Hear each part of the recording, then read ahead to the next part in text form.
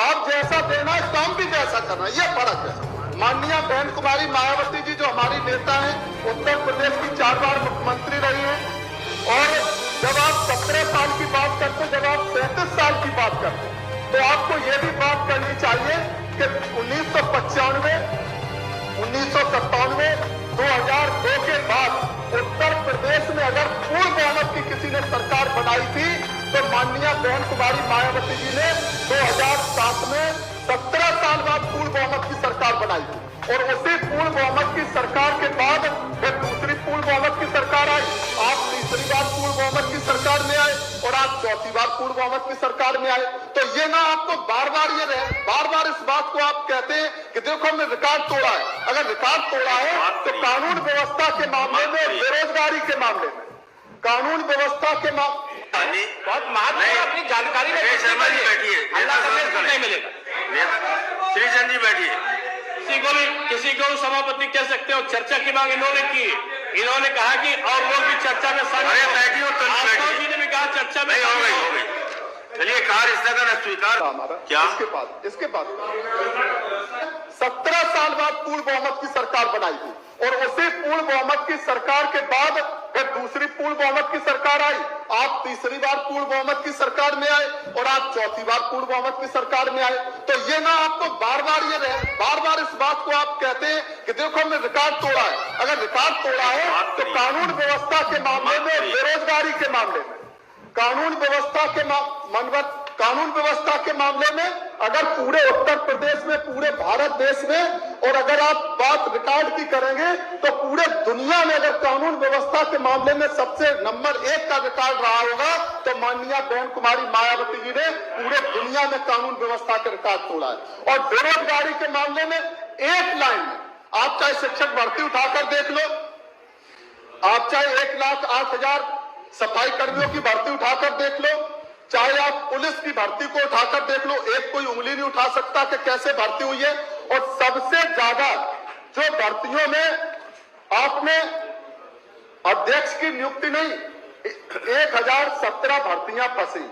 आपका उत्तर प्रदेश उच्चतर शिक्षा सेवा आयोग 1017 भर्तियां, ये हम एक क्यों बता रहे कि आपके पास रिकॉर्ड होगा कि अगर आप ये जो भर्तियों को आप लंबित किए हुए, हम उनकी बात नहीं कर रहे कि आप उनको रोजगार बेरोजगार क्या, जो भर्तियां आपने लंबित रखी हुई हैं, आखिर उनको लंबित क्यों रखे हुए? क्या इसके लिए कि कोई अदालत में जाए और फिर हम उसको रोक लें? विश्वविद्यालयों में लाखों की संख्या में जो बेरोजगार डिग्री लेकर निकल रहे हैं, उन बेरोजगारों को आपने फार्मासिस्ट के लाखों की संख्या में फार्मासिस्ट की डिग्री लेकर जब वो निकल के आए तो आपने उनको, जो आप कॉलेज बना रहे, आपने मेडिकल कॉलेज बना दिया, वो मेडिकल अस्पताल को, और उसमें जो चीफ फार्मासिस्ट का समाप्त करिए। मानवर उधर ज्यादा नहीं समाप्त करिए मानवर। नहीं बहुत देर हो गया, 15 मिनट हो गया आपको बोलते हुए। मानवर 15 मिनट हो गया, हम तो सोच रहे थे हमारे जो सम्मानित लंबा बोल अम्बेडकर जी, लंबा समय तक बोलने से कुछ नहीं होता है। मानवर में सोच रहा था बोलिए, कम शब्दों में अपनी बात कहिए। इसमें जरूर सहयोग करेंगे, क्योंकि जब आप बोलते हैं बेहतर चीजों को रखते, हम भी सुनते हैं, हम उसमें से ढूंढते हैं कि शायद कोई एक आध बात चिंता की आपके मुंह से भी निकले, और हम लोग धन्यवाद भी करते, हमारे कुछ मित्र उसमें बोलते हैं।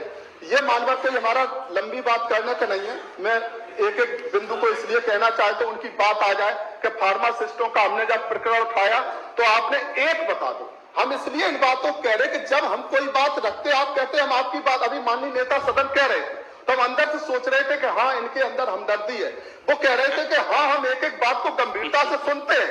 अगर आप एक बात को गंभीरता से सुनते हैं तो आप एक बात बता दो कि जितनी हमने पिछले सदन से लेकर अभी तक जो बात रखी आपने एक किया।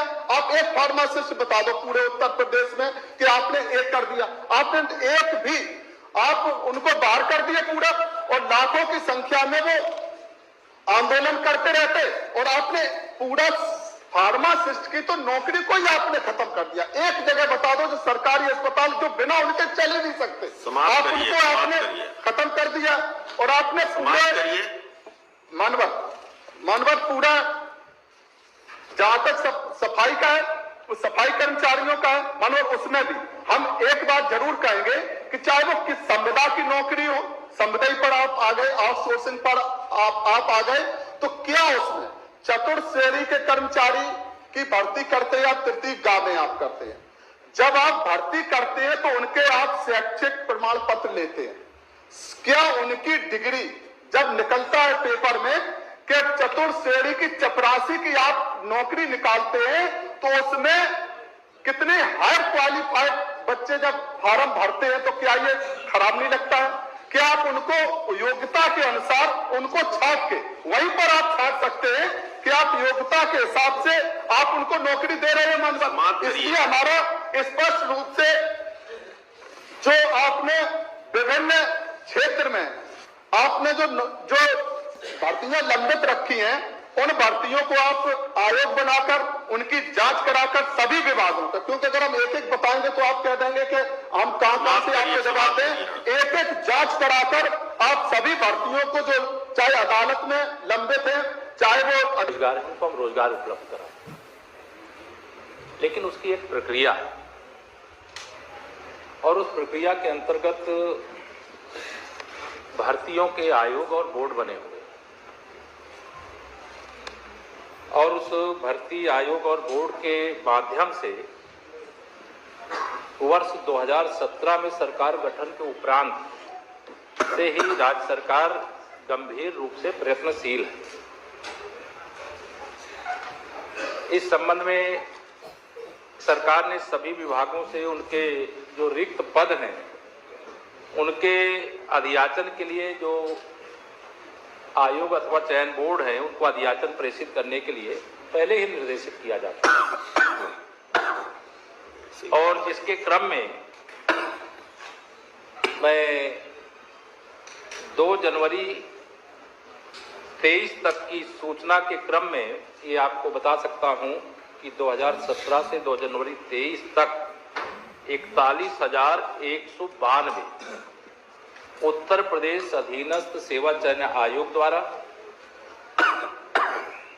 नहीं, ये क्षमा करिएगा माननीय सभापति जी, उत्तर प्रदेश लोक सेवा आयोग द्वारा 2017 से अब तक 41,192 और अधीनस्थ सेवा चयन आयोग द्वारा 30,811 पदों पर भर्ती की गई है। और ये किया जाता है जिससे जो परिवार आज माननीय सदस्य को यहाँ खुश होने का विषय होना चाहिए कि हमारी सरकार के समय जहाँ पारदर्शी तरीके से भर्तियां की जा रही हैं, वहीं अगर हमने प्रदेश में जो गरीब कल्याण की अनेक योजनाएं चला करके, मैं अभी एक आंकड़ा पढ़ रहा था माननीय सभापति महोदय, यद्यपि ये इस विषय से जुड़ा हुआ नहीं है लेकिन केवल जानकारी के लिए मैं बता रहा हूं। ये महात्मा गांधी ग्रामीण रोजगार योजना के अंतर्गत हमने 31 करोड़ मानव दिवस रोजगार का लक्ष्य रखा था माननीय सभापति महोदय, और आज तक हमने 29 करोड़ 20 लाख मानव दिवस का कार्य पूरा करने का या लक्ष्य अर्जित करने का काम किया। ये कोई साधारण बात नहीं है। यह जब इच्छा शक्ति होती है गरीबों के प्रति, बेरोजगारों के प्रति सरकार की भावना का ही ये परिणाम होता है और तौर पर उन्होंने कायम किया है। माननीय अम्बेडकर जी अच्छा तथ्यात्मक प्रस्तुति करते हैं, लेकिन उनकी जानकारी में मैं बताऊं कि रोजगार कहां से आता है। रोजगार अगर आप अर्थशास्त्र का विश्लेषण करके देखो तो जहां पर इंफ्रास्ट्रक्चर अच्छा होता है, मजबूत होता है, जहां सड़कों का जाल होता है, जहां परिवहन होता है, जहां हवाई और रेल की यात्राएं होती हैं, वहां जीडीपी 3.5% अपने आप बढ़ जाती है। क्यों? क्योंकि उससे अप्रत्यक्ष रूप में रोजगार का सृजन होता है। और उत्तर प्रदेश इस समय भारतवर्ष में 17 के आसपास जो एक्सप्रेसवे या एक्सप्रेसवे के टाइप सड़कें का निर्माण है उसकी तरफ बढ़ा है। आज 20 के आसपास हवाई अड्डे के का निर्माण की प्रक्रिया है। 6-7 आज मेट्रो की तरफ हम आगे बढ़े हैं। हमने इंफ्रास्ट्रक्चर जो बढ़ाया उससे अप्रत्यक्ष रोजगारों की बाढ़ आई है और भविष्य में भी वो तेजी के साथ में बढ़ेगा। इसलिए रोजगार सृजन का जो अवसर की बात थी, जो अप्रत्यक्ष रोजगार की मैंने की, और प्रत्यक्ष रोजगार का अगर आप बात करो तो विश्वविद्यालयों के, महाविद्यालयों के, बेसिक विद्यालयों के इतिहास की सबसे बड़ी नियुक्तियां आजादी के बाद अगर हुई हैं तो वो इस 6 साल के कार्यकाल के अंतराल में हुई है। अगर आप पिछले 5 साल में देखो तो 40,000 के आसपास केवल माध्यमिक में 1,25,000 के आसपास बेसिक में बहुत महत्वपूर्ण अपनी जानकारी में शर्मा जी बैठिए, हल्ला करने से नहीं मिलेगा। श्री चंद जी बैठिए। किसी को सभापति कह सकते हो, चर्चा की मांग इन्होंने की। इन्होंने कहा कि और लोग भी चर्चा में अरे बैठिए, आशा जी ने भी कहा चर्चा में हो गई। चलिए कार्य स्थगन स्वीकार। हमारा क्या इसके बाद चर्चा करा दीजिए श्रीकांत का। मेरा एक विषय ये था साहब कि जिस तरह सत्ता पक्ष की भी मर्यादा है, हम सदस्य की मर्यादा होती है कि सदन के अंदर जो बात कही जाए वो तथ्यपरक हो और सत्य से परे ना हो। तो ये उन पर भी होना चाहिए कि अपने कथन कहते समय सत्य से परे की बातें न कही जाए। बाहर जाके क्या बोलते हैं मतलब नहीं है, लेकिन सदन में कोई बात बोली जाती है। अरे श्री चंद जी, बैठिए। श्री चंद जी, हर सदस्य से यही अपेक्षा रहती है। अब वो सदस्य जो है अपनी अपेक्षाओं के विपरीत काम करेगा तो उनको कौन रोकेगा। तो मैं चाहूंगा कि आप बैठिए। प्लेटफॉर्म देखने की बैठिए श्री चंद जी, बैठिए। बात कही जाए गलत है।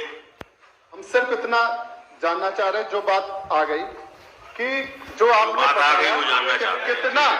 कितना आपने कितने आयोग में जो आपने कहा था कि कितनी वैकेंसी आपने उनको की है कि इतनी अध्याचन हमने भेजा है, इतने इसमें कोई आंकड़ा है कि हमने इतना। और एक चीज कि शिक्षक भर्ती में पूरे उत्तर प्रदेश में प्राथमिक में कितने विद्यालय ऐसे हैं जो मानक के वहां पर अध्यापक नहीं है और आपने भर्ती रोक दी।